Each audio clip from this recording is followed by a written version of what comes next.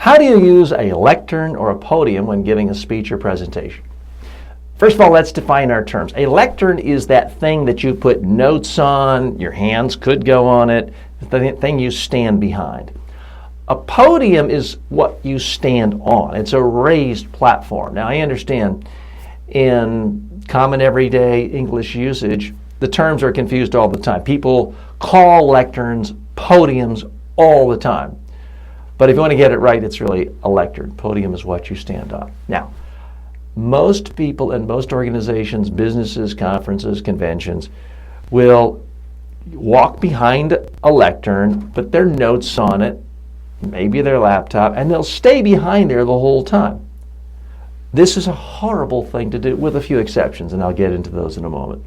When you stand behind a lectern, you're telling the audience, I'm afraid of you, I'm scared of you, I'm afraid you're going to throw rotten vegetables at me, and I want a place to hide and duck. Horrible thing.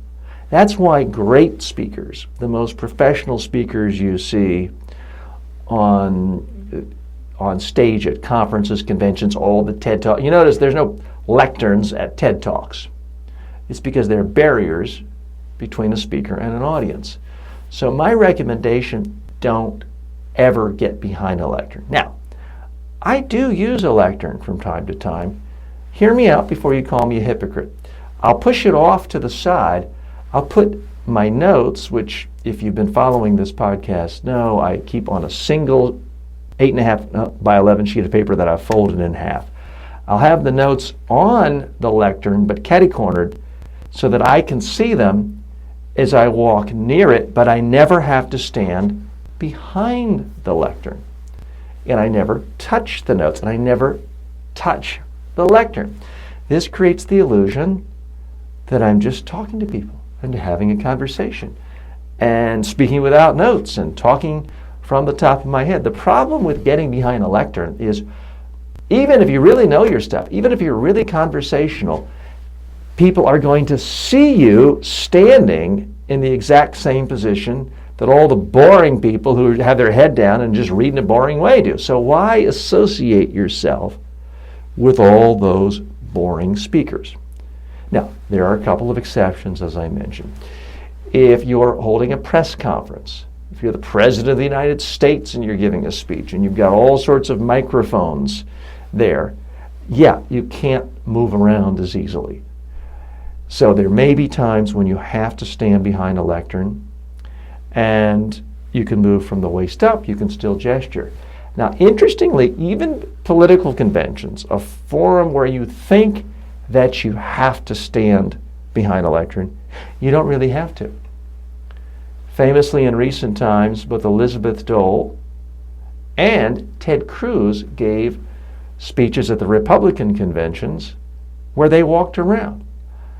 And folks, so I'm not being partisan here. I'm not endorsing or de-endorsing anyone. But I well remember the first time I ever saw Ted Cruz give a speech, and it was, in fact, at the 2012 Republican convention, and he decided not to get behind the lectern. He put a wireless mic on. He moved all over the stage, appeared not to be using notes at all.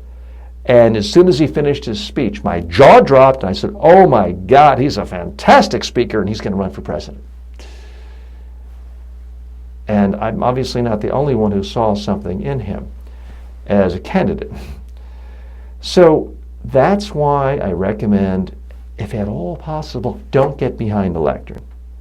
If it's a standard kind of business meeting and there's 30 people in the room, and the first 4 people all get behind the lectern, and the person introducing you gets behind the lectern, what do most people do? They get behind the lectern. You don't have to. Anytime you're different from what other speakers do, sure, there's a chance you make a bad impression and you're perceived as worse than the other speakers. But there's also the chance that you stand out as better, more confident, more interesting, more engaging. That's what you should strive for every time. One easy way to do it, get away from the lectern. It's the training wheels of public speakers.